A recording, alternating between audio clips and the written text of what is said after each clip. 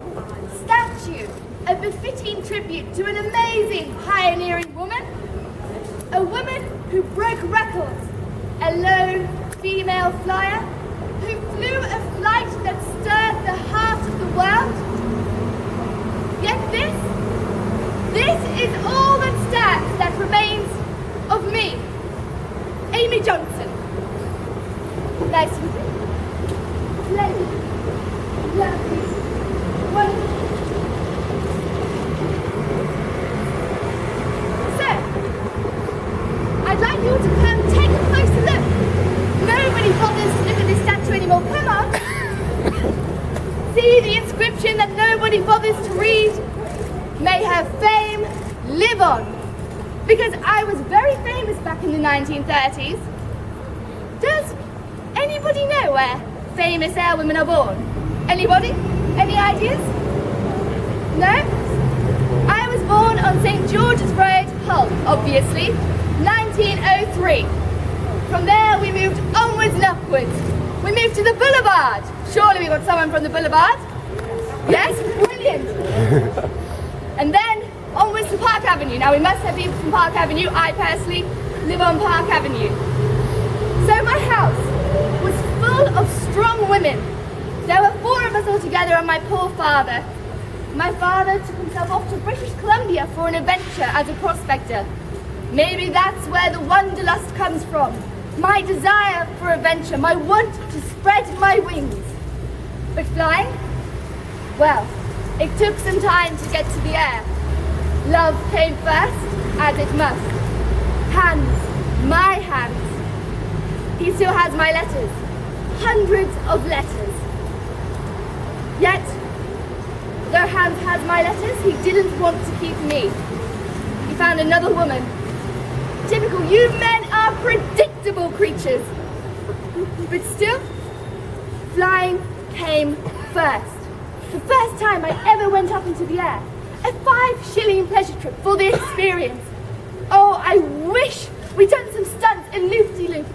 A hammerhead, a spin. But still I felt the rush of wind through my hair. It was liberating.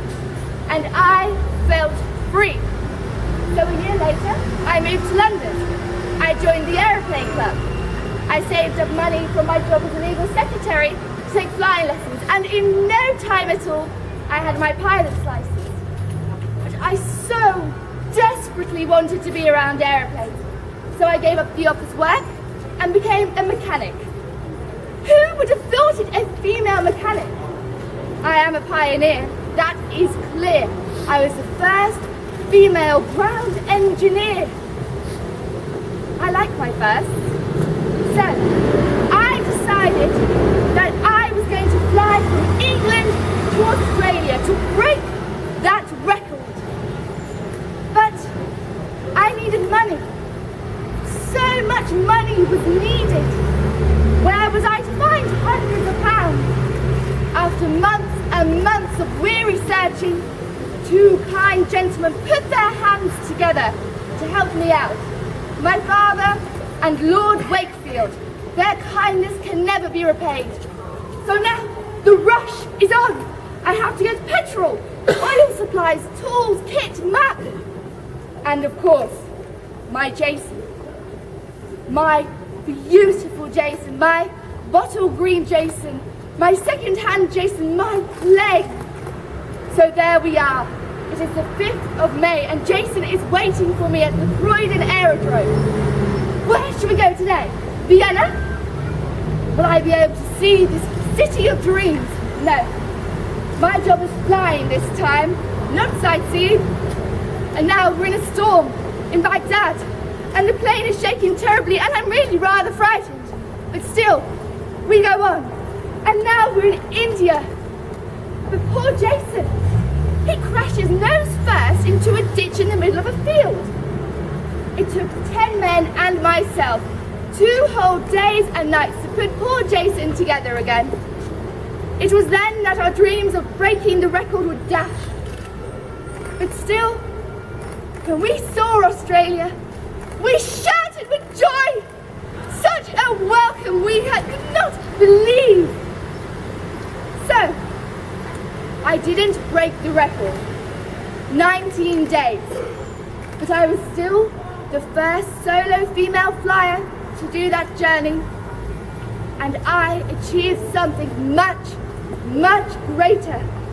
I proved that women were born to fly, born to do anything really.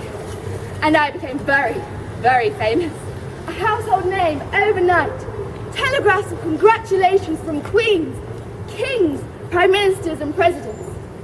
But still, Hull was where my heart was. So, what did happen to me? How was I turned into this piece of stone? Well, war broke out.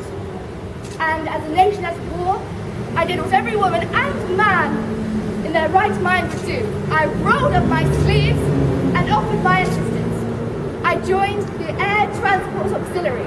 I was an ATA girl. My job was to deliver fighter planes in the Second World War to the bases, which worked out well for a while. Until 1941, I was delivering an Airspeed Oxford. We got shot. The plane went down into the Thames. I suppose maybe they thought I was the enemy. Or maybe, just maybe, my life had been so full of adventure that my time was up. The plane crashed down into the Thames and I drowned.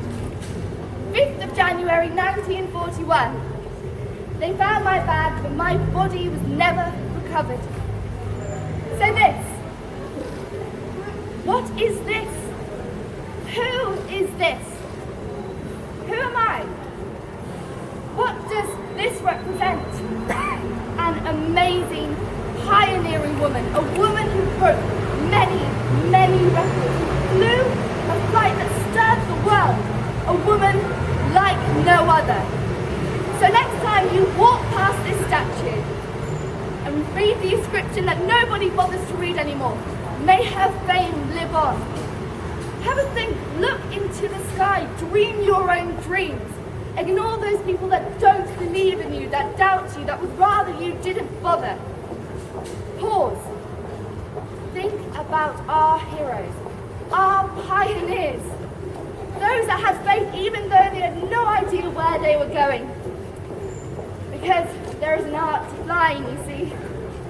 And for those that have flown, will forever walk this earth with their eyes turned skyward. For there they have been, and there they will always be.